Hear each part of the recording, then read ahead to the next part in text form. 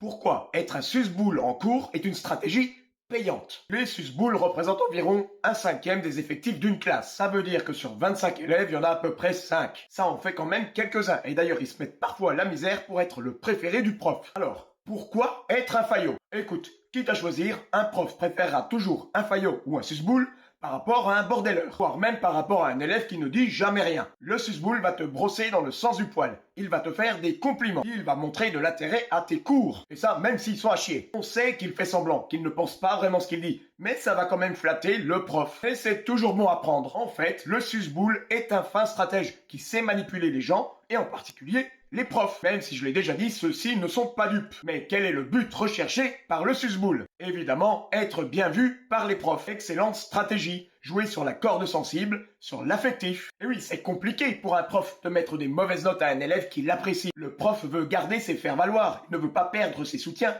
et ses alliés dans la classe. Bref, si t'es bien vu, tu es protégé. Stratégie gagnante. Et donc, comme je l'ai dit juste avant, la conséquence d'être bien vu, c'est que ça peut t'aider à améliorer tes notes. On peut estimer qu'un élève peut gagner jusqu'à 3 points en plus en moyenne sur une évaluation par rapport à un élève lambda. Ça te fait passer de 9 à 12 et ça peut te permettre de décrocher ton brevet, voire même d'avoir une mention. Quand la stratégie d'un susboule est bien rodée, c'est bénéfique.